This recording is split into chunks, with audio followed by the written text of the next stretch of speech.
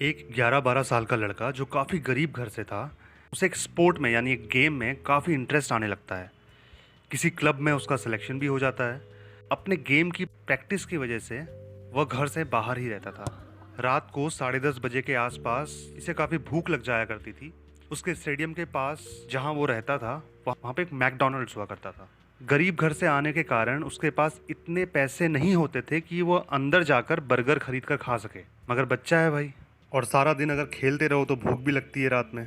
इसलिए अपने दोस्तों के साथ जाकर वो मैकडॉनल्ड्स के पीछे के डोर को नॉक करता था और पूछता था कि कुछ खाने को मिलेगा, कोई बर्गर बचा हुआ है क्या। वहाँ काम करने वाली 2-3 लड़कियों को उन पर दया आ जाती थी और वो चुपके से उन्हें बर्गर दे दिया करती थी और वो खुशी खुशी खाते थे। एक 26-27 साल का लड़का अपने एक फ्रेंड के साथ क्लब में जाकर पार्टी करने का प्लान करता है। वो नहीं चाहता कि कोई भी उसे पहचान पाए, इसलिए अब क्लब जाने के लिए उन दोनों ने कुछ ऐसा सा वेश बना लिया और वो किसी होटल में चले गए जहां ऑलरेडी काफ़ी सारे लोग पार्टी कर रहे थे। उनके एंटर करते ही अचानक सभी लोग उन्हें संदिग्ध निगाहों से देखने लगे। ये कौन है जो रॉक स्टार की तरह लग रहे हैं, क्योंकि यूजुअली इस तरह से कोई पार्टी में आता नहीं। वो बोलते हैं कि पूरी पार्टी में सिर्फ एक बार उन्होंने अपनी लोकल लैंग्वेज में बात की और पीछे से एक आदमी ने धीरे से बोला, आई नो इट्स यू। मगर हमने रिएक्ट नहीं किया और पार्टी में खूब इंजॉय किया और उस रात एकदम फ्री फील किया। ये दोनों स्टोरीज आपस में लिंक्ड हैं, जो आपको बस कुछ ही देर में मालूम पड़ जाएगा।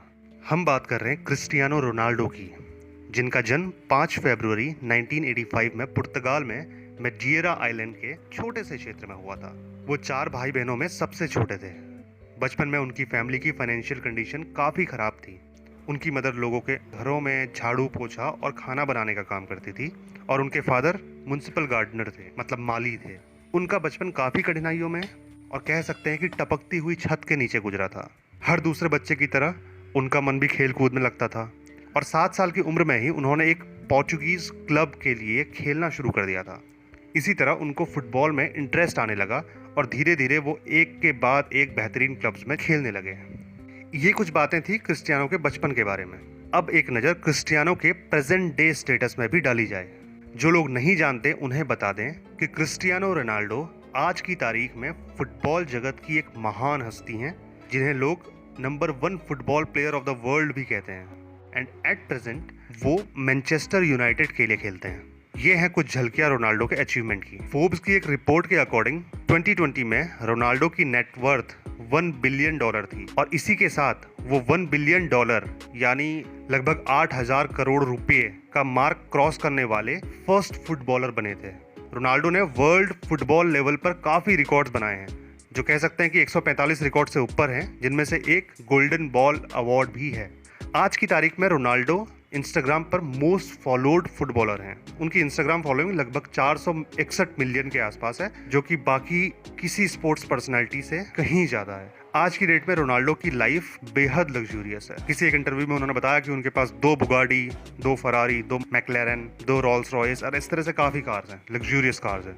अब आगे बढ़ते हैं और जानते हैं कि एक ऐसा इंसान जिसे अक्सर लोग number 1 player in the world कहते हैं, उसका माइंडसेट कैसा है, वो क्या सोचता है और वो कैसे अपनी लाइफ को जीता है।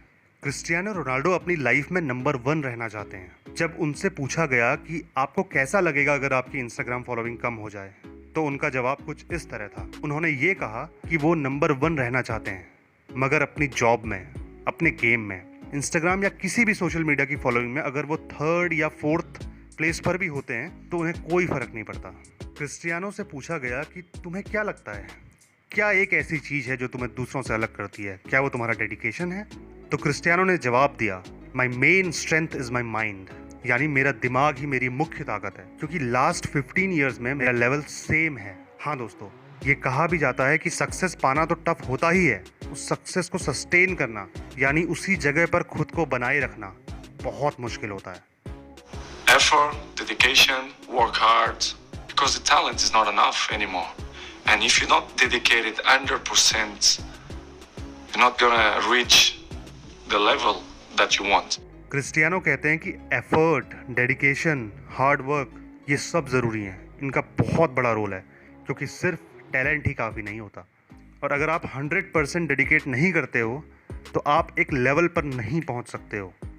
क्रिस्टियानो ये बताना चाहते हैं कि मानो आप घर पे हैं, आपने लंच कर लिया है और अब आप थोड़ी देर के लिए सो गए हैं और फिर जब आप उठे तो आप अपने बच्चों के साथ खेलने लगे और आपको मज़ा भी आ रहा है, आप एंजॉय कर रहे हो वो सब। बट कुछ देर के बाद आपको जिम जाना होगा।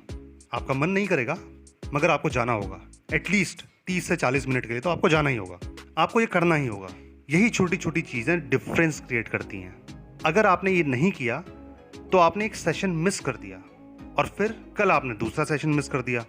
सिमिलरली आप इसी तरह से करते करते आप बहुत पीछे रह जाएंगे। आज क्रिस्टियानो ने अपने बड़े बेटे का नाम भी क्रिस्टियानो रोनाल्डो जूनियर रखा है।